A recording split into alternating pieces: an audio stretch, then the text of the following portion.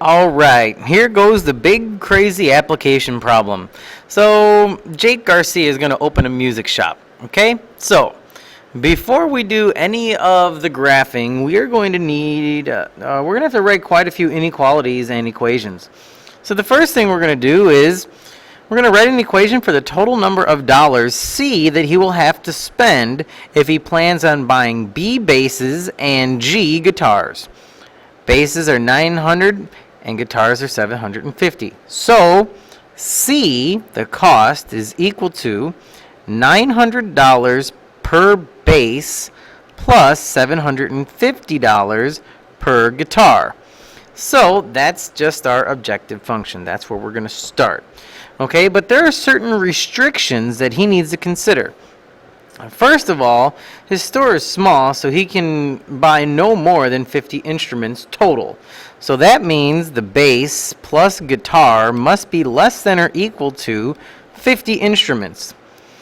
So then, because guitars are more popular than basses, the number of guitars must be at least twice the number of basses. So the guitars has to be greater than or equal to 2 basses. Okay? And so what else do we need to do? Well, we also need to get started. He must buy at least 17 guitars and at least 5 basses. So we're going to need G to be greater than or equal to 17, and we're going to need basses to be greater than or equal to 5.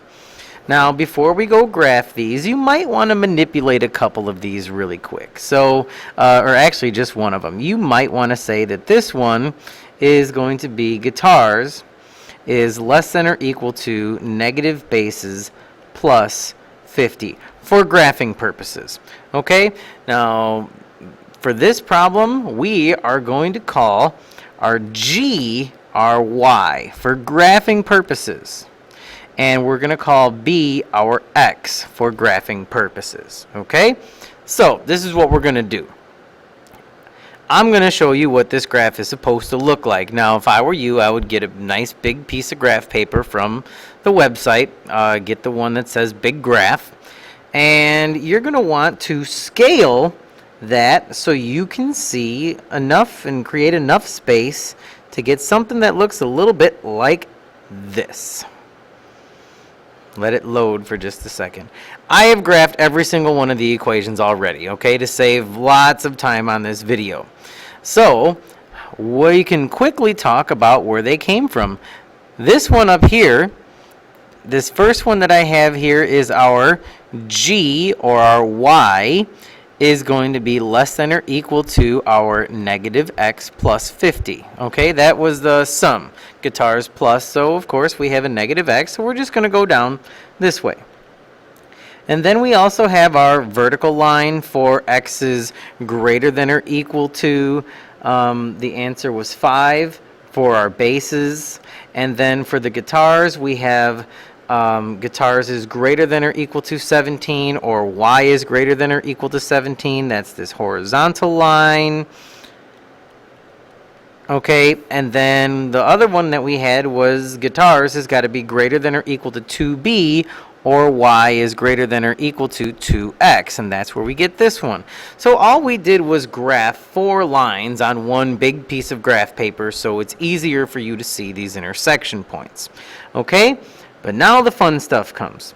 We are going to need to find each one of those intersection points, and that can sometimes be tricky. So, we're going to start with this guy. It's a vertical and a horizontal line. We know the vertical line is at X equals 5, and we know the horizontal line is Y equals 7, or 17. So this has to be 5, 17. So we're going to want to write that down. That's 5, 17. That's one of our intersections. The other intersection that we're going to need to find is this guy right here. Now this one, we still know that X is 5.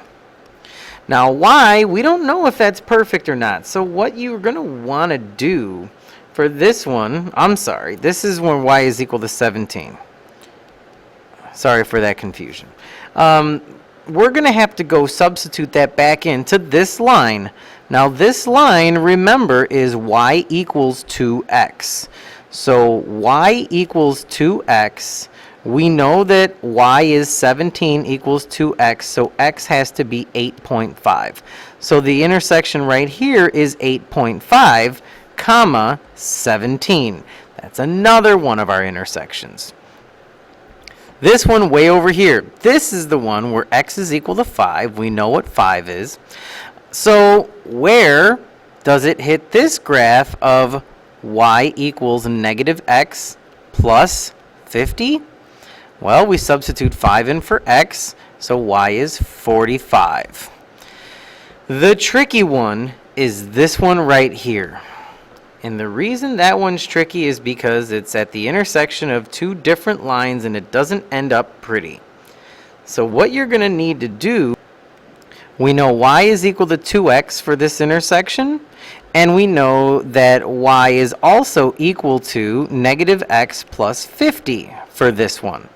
So all you have to do is set the two equal to each other, and we're going to get 2x is equal to negative x plus 50. So 3x equals 50. So x is going to be equal to 16 2/3. I know you guys are not, you're like, whoa, is he actually saying that? Or 16.667. Okay, that's what we get for x. And then all you have to do is substitute it back in to y equals 2x, or y is equal to negative x plus 50, and we're going to find out that y is equal to 33.333, or 33 1/3. So what are we going to do with all of that? Well, we are going to transfer all of those points. Now, those are the important intersection points for our feasible region. And what we need to do with those is we need to go back to our other worksheet,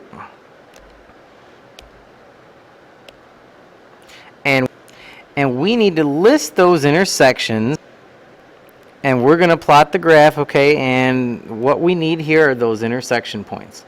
So that's going to, we had our 517, we had our 545, we had our 8.5, comma 17, and we had our 16.667 and 33.333.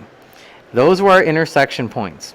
You have to substitute each one of those into our original objective function that we wrote down. The c is equal to 900b plus 750g, and we need to find all of those values. So we are going to find 17,250 after we substitute 517. We're going to have 38,250 for 545. 8.517 is going to give us 20,400. And then this one, we got to be careful with this one. This is going to give us 39,700. Okay? Now that is going to be a little interesting, because if we look at anything with decimals, can you have 2/3 of a bass or a guitar? Can you have 1/3 of a bass or a guitar? No, you need a whole bass or a whole guitar. So that's going to be tricky. Okay? So let's go ahead and finish this problem, and then we will answer that question. So stay tuned. So from here we have to write an inequality stating that Jake spends at least $36,000 on instruments. Okay, so we're going to go back to 900 per bass plus 750 per guitar has to be greater than or equal to 36,000. Now we're going to need to go darken that part of the feasible region on our graph. So before we graph that, it might be nice to rearrange this. So we're going to say that G is greater than or equal to negative 6/5 B plus 48.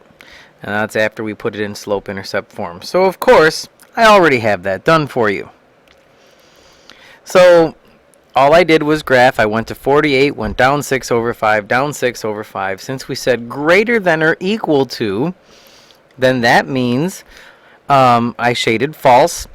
So this is our final answer. Okay, remember, we shade false in this class. So this is our actual feasible region. Now remember that funny point I told you about? Can you really have part of a guitar or part of a bass. No. So we are looking for the answer that's going to fit us the best, okay? Now we need to find a point that's inside this white region that's actually going to work. So remember, the intersection, we're going to need to find a point that's closest to here, but is actually on or inside this solid line. And if we go up a little bit, we find a very nice intersection right here. Now that intersection point is at 16, 34. That is going to be our maximum, because if we go all the way back to our equations, you'll find out. So pause for just a second. Let me go back to the other worksheet.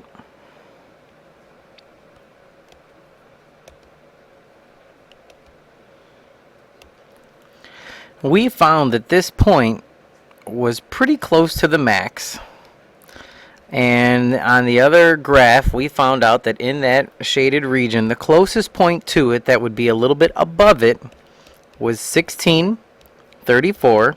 And if we substitute that back in, that's going to give us a value of 39,900. Okay? And that's why I said, can you really have a bass that's 16 2/3 or 33 1/3? And the answer is no. Since this is dealing with guitars and basses, you must have a whole guitar or a whole bass. You cannot have fractions. So that's why when you look at that graph, you just want to find a nice point that's inside your feasible region that is closest to your max or min. Okay, that's Longo. I'm sure you're going to have tons of questions tomorrow, so be ready. And then we're going to do another wonderful problem like this in class together. So no fear. Bring questions. See you. Bye.